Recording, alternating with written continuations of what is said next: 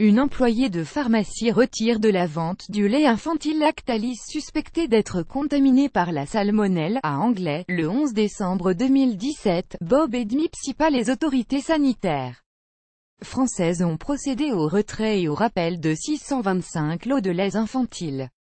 Un père de famille, dont la fille de 3 mois a consommé ce lait, veut attaquer le fabricant Lactalis. Manque de transparence, de traçabilité, de vérification. Ce père, qui a été contacté par un millier de parents, veut obtenir des réponses très remontées. Quentin Guillemin, père d'un enfant qui a bu du lait potentiellement contaminé, a décidé de passer à l'action. Lundi, il va déposer plainte et lancer une association. Cet habitant de Saint-Denis explique pourquoi. À 20 minutes, plus grand que à lire aussi les infantiles contaminés. Faut-il paniquer? Comment avez-vous été personnellement touché par cette affaire de lait contaminé? Ma fille a 3 mois.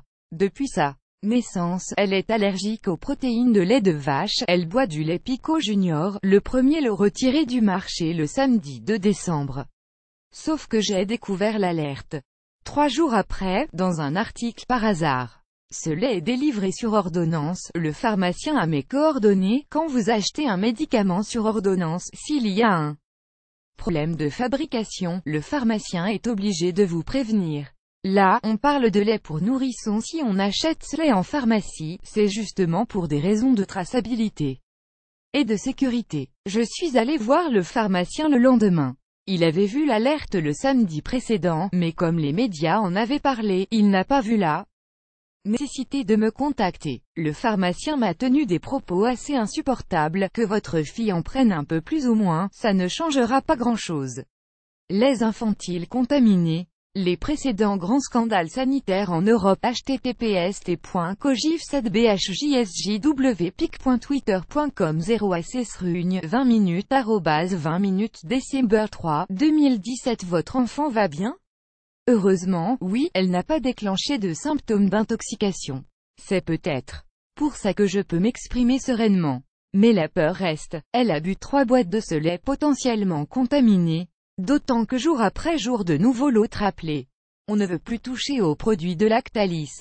Mais notre choix est assez limité. Il n'y a que 2 fabricants pour ce type de lait. Plus grand que à lire aussi lait infantile contaminé. Que faire si votre bébé a consommé des produits retirés de la vente? Comment allez-vous procéder pour attaquer en justice? Nous allons déposer plainte lundi à Paris à 11 h auprès du procureur de la République de Paris pour non-assistance à personne en danger et mise en danger de la vie d'autrui, contre Lactalis d'une part, et contre mon pharmacien d'autre part. L'idée, c'est qu'une enquête de justice puisse être ouverte puisque même les enquêtes de l'État n'étaient pas fiables. La preuve, on découvre encore des lots contaminés et l'information n'a pas été rendue publique. Lait contamine 5 NVX lots de lait retirés en toute discrétion à partir de mercredi. Professeur risque de contamination à la salmonelle. Il faut alerter les médias pour que l'État et Lactalis daignent informer les parents.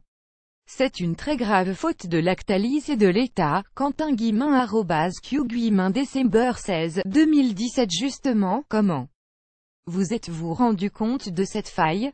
Un des parents qui m'a contacté s'est rendu compte en allant à la pharmacie qu'une note envoyée par l'ordre des pharmaciens et affichée le mercredi dévoilait que 5 lots supplémentaires avaient été contaminés. J'ai vérifié auprès d'une pharmacienne et en effet, tous les pharmaciens l'avaient bien reçu. On a donc alerté les médias. Les listes publiques du site du ministère, de la DGCCRF et de Lactalis ne parlaient pas de ces 5 lots. On ne communique pas et les parents continuent à donner du lait contaminé à leurs nourrissons. Plus grand que à lire aussi salmonelle. 625 lots de lait infantile Lactalis rappelés, et non pas 620. Qu'est-ce que vous espérez avec cette plainte? On attend qu'une enquête soit ouverte. C'est plus qu'urgent. Plus le temps passe, moins il sera possible de savoir ce qu'il s'est passé. Et de nombreuses questions restent en suspens. ESTCE que la salmonelle est présente dans d'autres usines, qui est responsable? L'État et Lactalis se renvoient la balle. Qu'est-ce qui est fait à l'étranger pour retrouver ces lots? On parle de 45 pays touchés. Mais on ne sait pas où ils sont vendus, alors qu'il y a une obligation de traçabilité. Deuxième problème, la transparence. Pourquoi l'État n'a pas communiqué sur ces 5 lots? On fait confiance à Lactalis pour nous donner les numéros de l'eau. Mais ils se jugeaient partis. Pendant une semaine, on conseillait aux parents inquiets d'appeler le numéro vert du fabricant. Je l'ai fait. Et on nous disait, il n'y a aucun danger, il faut jeter les boîtes de lait. Mais c'est notre seule preuve que notre enfant a consommé ses lots.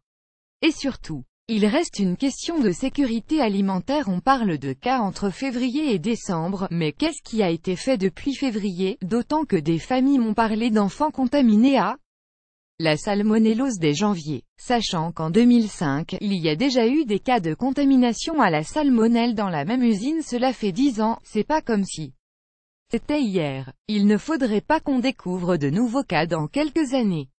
Toute cette histoire est incroyable. Pourquoi vouloir monter une association?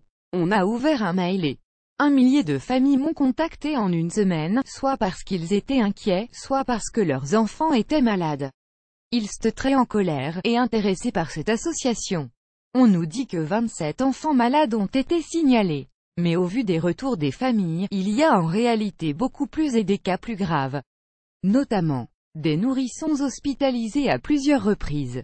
On dépose les statuts de l'association lundi, avec l'espoir d'avoir des réponses une fois qu'on sera considéré comme un interlocuteur crédible. Parce que pour le moment, c'est silence radio. Deuxième objectif, c'est que les parents puissent trouver un endroit pour avoir des réponses. Les praticiens n'ont pas plus d'informations que nous et qu'on puisse aider les parents qui le souhaitent à porter plainte. Tout le monde n'a pas la possibilité de prendre un avocat. On se réserve le droit d'attaquer en justice au nom de cette association, ce qui sera plus facile qu'individuellement.